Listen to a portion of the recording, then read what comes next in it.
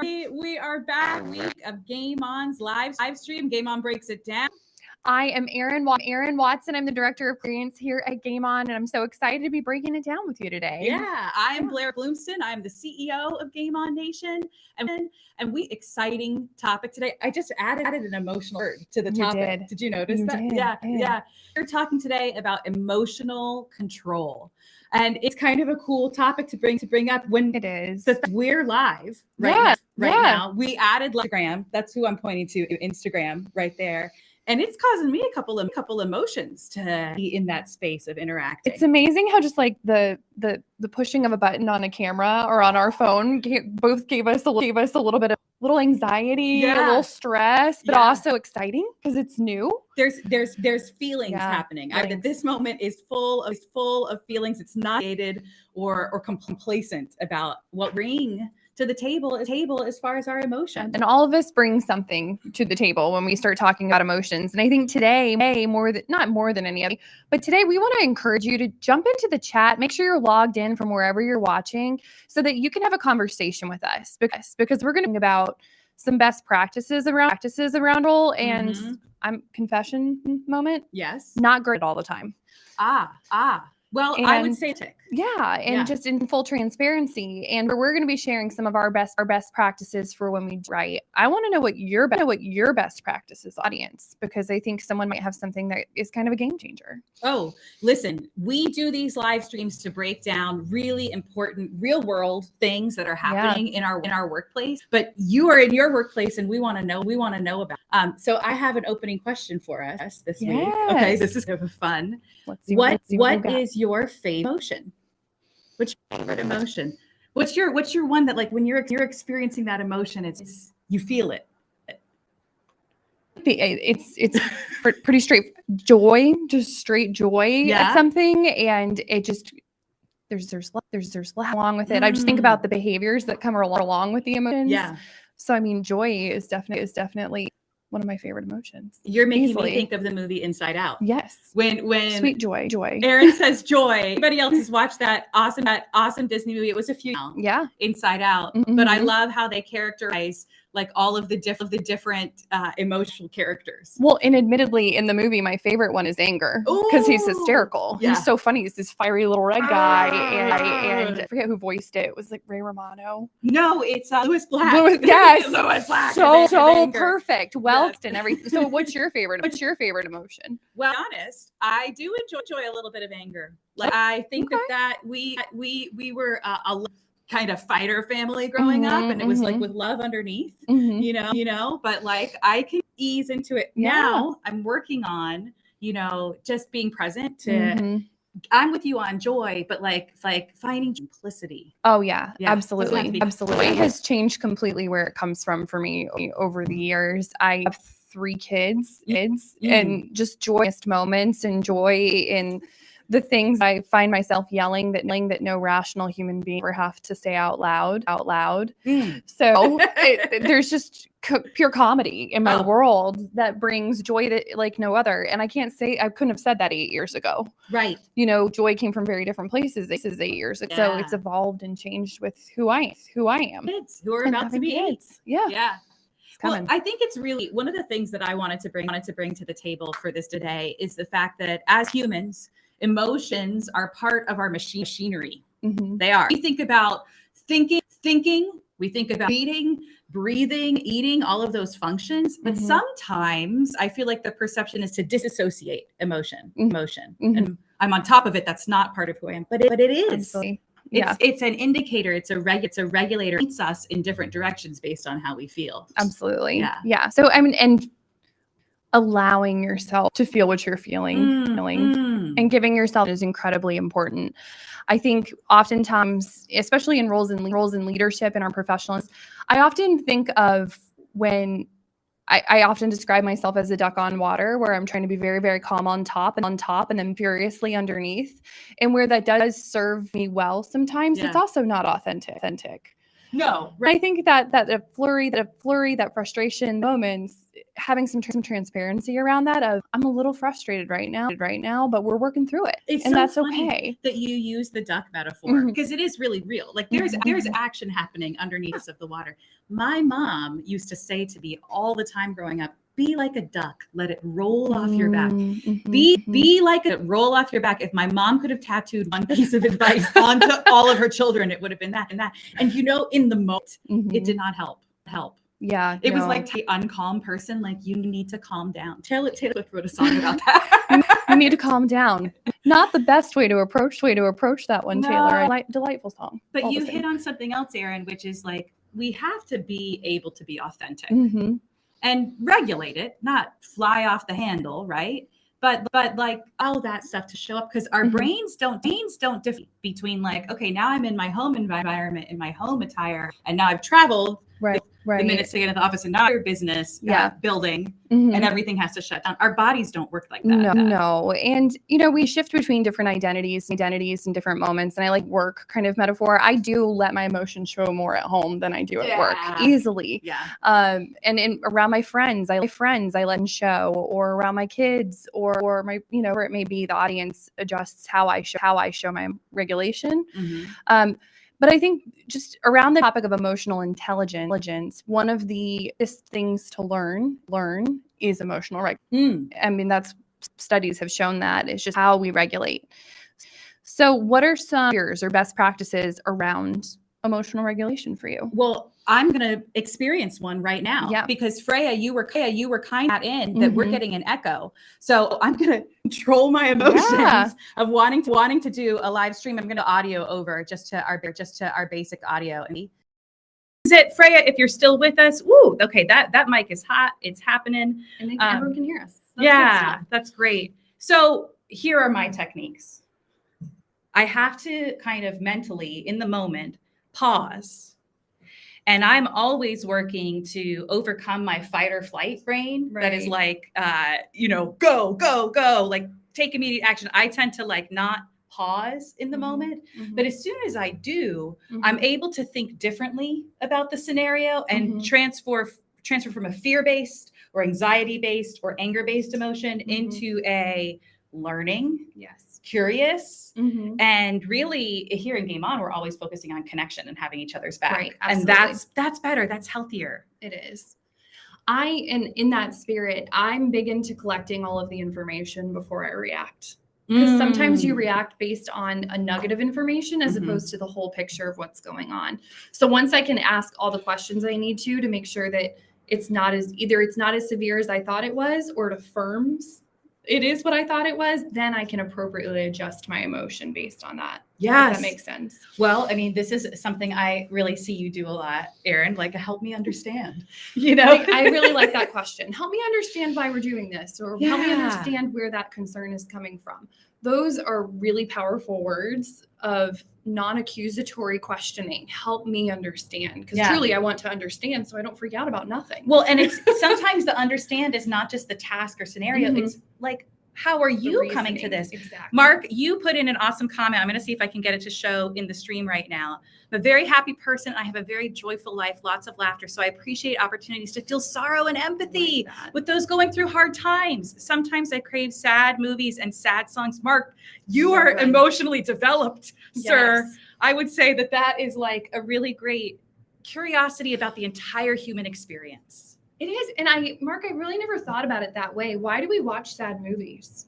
Oh, I mean, it's for catharsis, right? It's for like, I've got to wring this out. Like, why do I sit down and watch the movie P.S. I Love You? It's not happy.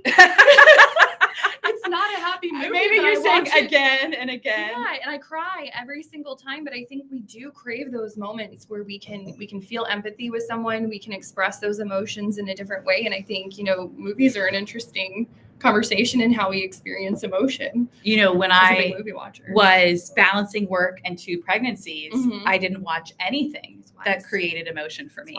Yeah, no, I didn't. I mean, it was like, I'm going to watch like Anne of Green Gables, which I've been through enough to know, like, I can measure these emotions. It is kind of emotional now I'm thinking about it. But like, I couldn't put myself or be exposed to things that created heightened. Absolutely. Well, because my machinery was full of hormones because I was pregnant, right? But also I was trying to reserve and save some energy, I think, because it does take energy. It does. Right? It takes mental energy. Oh, yeah. What about physical energy? Like I started sweating when I had to change the audio over. That's real. It was very calm though. I didn't feel thank it. you. It was not radiating. Was I regulated? It was good. It was regulated. But I think, Jason, thank you. You said P.S. I Love You is a great movie. I agree. It is. Appreciate that. Yeah. So I think around, regulation, I love that conversation of wanting to experience and craving sad movies and sad songs. We're very complex beings as humans, and we like to go through these different ebbs and flows and feel different things. And it's interesting that we can find those outlets to be able to access those emotions too. Well, and how do we do it with people? Yeah. So I'm talking about work friends. I'm talking about hopefully work friends that go across hierarchies. Do you have somebody who is your leader, who gives you space to be a living, breathing, emotion-filled person at work, but can help direct that? And if that isn't there, do you at least have a phone a friend? Yeah, for sure. Sometimes it's your person at the water cooler with you around, but who is in your workspace or on your professional network that is your emotional outlet? That's important to identify that person too. And those people, it might not just be one person, but how are we identifying those people that we can go to with trust and confidence? And I think those are also the people who know how to regulate their emotions too, because it builds trust when you know someone's not going to have a negative reaction or, let you authentically show up. So we talked about regulating emotions, and we're talking about emotional control. But I want to be clear on my personal philosophy, which is also in Game On's philosophy, which is we don't mean by controlling and regulating emotions that you stop showing up as your full self, right? But it's kind of tempering. Like if I'm looking at a scale of 1 to 10, I'm not talking about 10 and 1. Right. I'm talking about living in that rich middle zone. Sometimes we call it 3 and 8 of being able to express, but matching the environment. Absolutely. So matching the tone of what's going on. And Jason shared an awesome article with Blair and I this week on handling negative emotions in a way that's good for your team. Yes. So really speaking into your team specifically. And I thought it was really interesting because they framed it in 2 ways: that people usually suppress emotion. And I thought some of the statistics around suppression were really, really interesting. So I want to share them. We're bringing statistics, and I love this. Data, my love language. It actually leads to a host of negative outcomes for the person, including fewer, closer relationships, more negative emotions, less social support, lower satisfaction with life, poorer memory, and elevated blood pressure. In addition, research has shown that suppressing emotions elevates other people's stress response. Oh. Have you ever delivered news to somebody that was bad news and they just go blank? And you're like, what is about to happen? And right. Yeah. That anticipation of, are they going to blow up? Are they going to be calm? I recently had to deliver news to someone that I just wasn't sure how they were going to receive it. And I was incredibly anxious about it. Yeah. And my stress level was very, very high. And I think I was worried more about them suppressing emotion that I didn't know how to react to than anything else. So think about how you're suppressing emotion and what that looks like for you. I liked the example in the article was, a sport coach. Yes. And there was a pivotal moment in the game and the athlete didn't come through. That sport coach has the decision, the regulation, the moment to either kind of totally suppress and be like, it's fine, it's fine, it's fine. But in the example, even somebody saying it's fine, the people around could perceive it wasn't fine. It's not fine. It's not fine. But at the same time, they're not saying like, let it all out. Exactly, because they said that can also have the negative effect of, I don't know how to react around this person, or you're completely demoralizing your team at that point if you fully react the way you want to. So what's recommended in this article is what they're calling reappraisal. So reassessing the emotional situation. So in the sense of the soccer coach, for an example, they said instead of having a full emotional reaction or completely suppressing, going to a place of, this is one game in a series. There's another game. Or perceiving challenges as opportunities. I think that's really, really important. Or seeing negative situations as a challenge. A challenge is okay, But if I just see it as a moment of that I'm going to fail in this moment, it's going to be horrible. This is a bad situation. No, it's a challenging situation. Yeah. And I can get over a challenge. Yes. And I like navigating a challenge. Just like Mark was talking about enjoying navigating some of those more negative emotions. Think about if life had 0 challenges. Like, it'd be kind of boring. It would. we would create or manufacture the challenges, I think. And actually, that's a thing. That's a thing. Sometimes self-sabotage comes into play, right? Because we're used to experiencing the roller coaster, the ups and downs of everything. Absolutely. One of the interesting things when you talk about, was it realignment or reappraisal? Reappraisal. It reminds me of a longtime colleague of ours in Game On, Trevor Moad, who has written a few books about what's called neutral thinking. Now, Trevor's passed on, sadly, not too long ago, but his legacy is really powerful. He worked with Russell Wilson for years and years, leading up to Super Bowl victories.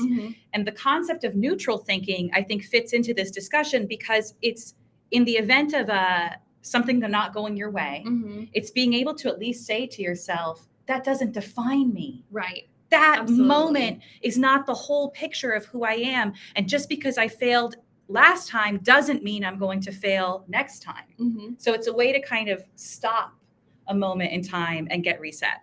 So just to make a fun acknowledgement, I'm kind of looking past the camera or beyond things. It's Bring Your Child to Work Day. And that's so real. Our sons are sitting in the room with us right now behind the camera, just to, in full transparency. And I'm looking over at my oldest son, Sawyer, and thinking about it's baseball season. And they don't win every game, right?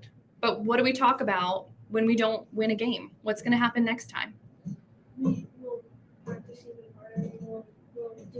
We'll practice harder, we'll do our best, and we'll go out there next time having fun, but having learned. And you can't learn if you don't fail. I mean, I can't, we say it a million times, but it never loses significance. You cannot learn if you do not fail. And listen, emotions are the key chemically, physiologically to locking in learning. Yes. They really are. Absolutely. This is why whiteboard lectures aren't as effective as an experience, because an experience combines the increase of thought, the action that is taken, and how you feel in the moment. And think about the best learning moments you've had. They've had some kind of emotional appeal for you. They make you remember it. They make you connected to it. So emotion matters, and constantly suppressing emotion isn't going to give you that opportunity to connect your emotion to your memory. Yeah. Because I mean, I think about how memory is driven so much, and our memories are based on emotions. I think about, this will sound funny, one of our strongest senses is smell. And you smell something and it immediately triggers emotions and feelings and memories and all of these things. And if you're constantly suppressing how you associate things, you're just never, life isn't as rich without emotional experience. No, I mean, this is it. And this is, again, as humans, emotions are one of our most powerful features, capabilities, like aspects of life. So figure out how you can lean in to showing up with appropriate emotions at work. And I think it's just about, again, not extreme, not a 10, not a 1, not hot, not complacent, but rich in the middle. And just to acknowledge some strategies that I've used in the workplace over the years that have been effective for me with emotional regulation. Yeah. I think we've all gotten that email that makes us push away from our desk and question everything. And it can be incredibly frustrating. And the first thing you want to do is write a strongly worded email back. Yes. Per my last email. Per my last email, or replying to what you just said, or whatever it may be that set you off. So my practice for that is to write that email. Oh. But I don't send it. You don't even put the person's name into? I do not personally put the name in the subject line or the email line where I could accidentally send it, but I write that email. I get out the frustrated email and then I delete it and it's gone. And I've written it out. I've had time to pace out what I'm frustrated about. Usually putting a pen to paper, or in this case, typing an email, has given me an opportunity to really rationalize through what I'm thinking, but also to stop and reappraise. And I never realized that's what I was doing until I read this article. Yeah. But reappraising it, instead of letting frustration and anger take over, maybe I look at it from another angle and say, this person needs some compassion. And they need some TLC, a little bit of care. Yes. right? Because maybe they're having a rough day. Maybe they didn't understand, and that's okay. And I'm responding in a harsh way to someone who probably just needs me to be kind and compassionate. Yeah. And so taking that time to write everything out as I feel, it gives me time and space. So really, I think it's more about the pause. I mean, listen, I will also say, I think you hit into one of the areas where emotion is expressed most frequently at work, which is in writing and sending and receiving email. If you can say to me that you don't read emotion in email, then you are a rare breed. You may be the emotional control unicorn, because I hear it in their voice. I narrate it in this other person's voice. And then, but on the other side of that too, is I have to stop sometimes and say, email is very two-dimensional. That's true. And it could just be someone just writing quickly on the fly. Because I have gotten emails from people and then been really nervous about meeting them. And then I meet them and I'm like, that person is lovely. Right? And that's to say too, the things we write and the way we communicate matters deeply with emotion too. So where I can be a curt emailer because I'm just trying to get it done quickly, I tend to move at a fast pace and I'm trying to get it done really fast. I've also had to implement the exercise of going back and adding some niceties to my email to make people feel comfortable and feel warm, as opposed to got it, thanks. Yeah. Which when you read it in my tone sounds just like that, got it, thanks. But that's not who you are or what you mean. What I mean is I appreciate it so much. Thank you. I've got it and we're good to go. So I go back and I say that instead. But sometimes I just have to write it out first. I mean, these are tactics that I want us to be thinking about as professionals. We happen to talk about it here at Game On because it's what we do. But everybody is at different phases and transitions back to hybrid work, moving wholly out of remote work, keeping things balanced. And how we interact, what we show up with for one another really matters. It does. You talked about your email pause. So I do something that's kind of different, which is I make sure before I send a high stakes email that I'm in a good mood. I do. Good. I take a second. I get a snack if I'm hungry. I stretch if I need to before I send like one of these, 3-paragraph masterpieces, because you can't have a 15-paragraph masterpiece anymore. It's just too long. No one's going to read that. But like my best is when I'll write and I realize like I'm smiling ear to ear. Yeah. And if anybody walked by and saw me, they'd be like, what's going on? I'd be like, I'm just emailing my colleague, my friend at this organization. Yeah. Yeah. That's great. And the other thing this article highlighted as a best practice. So for me, it's writing. For you, it's writing it out and editing. For you, it's making sure you're in the right mindset before sending things. This article goes as simple as just deep breathing when things happen. I think that rests in the pause moment too. But think about how you can just walk away, take a few deep breaths, or if something starts getting elevated in a meeting, you can feel your heart rate going up. Take a few deep inhales, which actually raises your heart rate, but then taking some nice slow exhales and just getting your body back into control, because, we can't regulate our physical reactions sometimes. Yeah. So the best you can do is just get some deep breaths in there. Well, think about too, if you find that when you experience emotion, you do physiologically change, your shoulders go up, or you hunch, or your legs cross, or your arms cross. And is that the best physical stance to be able to process from? So like, if you're watching the stream right now, this is your encouragement moment to plant your feet on the ground. If you can't, move however you are empowered within your body to create openness and space and oxygen. And I'm a big fan of the desk stretch moment of just give yourself some good twists, get up and walk around. I've mentioned it on the live stream before. I'm a lunchtime walker. I love going for my 45-minute to an hour walk at lunch. Yeah. And it reframes everything. And also, again, we come back to those emails. It could have been an email, it could have been a phone conversation, whatever it may be. As someone who has to process through things, those walks are key. And so I want to encourage you, physical movement is a really, really great tool for regulating emotion. Yeah. It keeps me from talking to anybody in a moment where I'm at a heightened state of emotion, because who hasn't ever taken out their emotions on someone who's just collateral? Oh, that person, that unsuspecting. Yes. I think a lot of times it happens in the transition from our work life to our home life. Yeah. Yes. And our stressful day can often land on those that we love. So I think it's important for us to remember, use that car time as a reset time. Listen to some music that makes you happy, or Mark, listen to something that makes you sad, puts you in a little emotional state, and that's okay. Yes. Every emotion that you feel is valid. I think that's also really important, is like, don't ever let someone tell you shouldn't feel what you're feeling. Erin, you could not have led us to a more perfect segue into our song of the week. Yeah. We were talking about using music as a way to process some of the things that we're feeling. And this week on the Game On blog, which I have to encourage you, please subscribe if you haven't already. Absolutely. There is amazing, good nuggets, uplifting content. And this week we are sharing as our sound check one of my all-time favorite songs, which is True Colors by Cyndi Lauper, the original version. Can't go wrong with Cyndi. Oh, it's so good. And actually, I have an emotional connection to this song. Okay. Because we sang it in chorus junior year of high school.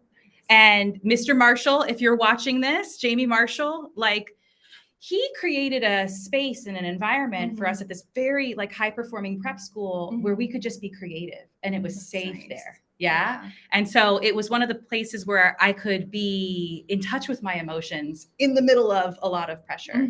The opening lyrics of that song, let's see if I can remember all the way back to high school, are, "You with the sad eyes, don't be discouraged. Oh, I realize it's hard to take courage in a world full of people. You can lose sight of it all. And the darkness inside you can make you feel so small." And then if you got it, you got the chorus, right? Also, you're like getting a live stream concert right now, by the way. You're welcome. Jamie Marshall, you're welcome. You created this. No, but I had to sing those first lyrics because also that's a way to get in touch with your emotion when you go from speaking to singing. But moreover, like those last lines, in a world full of people, you can lose sight of it all. There's a lot coming at us, a lot that's created by people with us, a lot that's created by people through phones and devices that's still coming at us. And then it says, the darkness inside you can make you feel so small. And no one should have to go through their work life or their life with the feeling of small. Absolutely. But if we suppress emotions, if we hold it in, it's like that pressure cooker, right? And that can create smallness, right? So it's about being with people who see your true colors. Absolutely. Who appreciate it, who see the authentic you and don't want you to hide stuff, want you to express it, even if it's not positive, but to be able to be free. And we talked about this too, several live streams ago, about self-talk and negative self-talk and that darkness inside that can deceive you. And you tell yourself a lot of lies that just factually are not true. And so who are the people you're surrounding yourself with who can be those, help you see your true colors? Yeah. And who can help be the mirror that you actually need. Yeah. So we want to encourage you, build a positive community. And that's part of what we do here at Game On too, is we build community, we build connection. And, in the workplace, we hope those things translate from the workplace to your home life, to your personal relationships, because there's nothing more valuable than connection. And when we're connected, we are more free to show our emotions. We're also better able to reappraise our emotions because we have some relative context. Yes. Of how to reappraise. How I feel now. Better. Yeah, it won't be this way forever. Yes. So reappraisal happens when we're connected, both with our own emotions and with communities that can help us reevaluate. So this moments. I want to build off of what you're saying. I'd love if you're watching, if you want to chat in, or even just take a note for yourself about what are you going to do about this, right? This is us talking about an important topic, how emotions show up at work, where control is a factor, but where it shouldn't be the end of the story. But now what are you going to do? Absolutely. Are you going to listen to a song, right? That's going to give you a chance in the middle of your lunch break to like have a feeling and then carry that feeling into your next task. Is it gonna, we're gonna both take our kids who are right there, talk about emotional control. They held it together, we held it together, to lunch and have that experience and take that quick moment of joy in the middle of performance. Absolutely. And so if you're joining us live on the live stream, leave those things in the comments. Let us know, what are your ways that you regulate your emotions? What are some things you're going to do today, tomorrow, over the weekend, whenever it may be. If you're not watching live and watching later, still comment. Yes. We're going to come back and look at those comments, and we want to engage in a conversation, because remember, connection and community is key. to how we experience emotion. Yeah. It's worthy, and so are you. All right, well, this is another week on the live stream. We are so happy to break it down. If you have ideas for new topics, send it our way. Be sure to subscribe to the blog. And right now, I'm acknowledging that I'm going to end stream. And Erin, you're going to walk over and end it live on Instagram. Our first Instagram live. Come on, high five it. Woo! All right, thanks, everybody. We'll see you next time.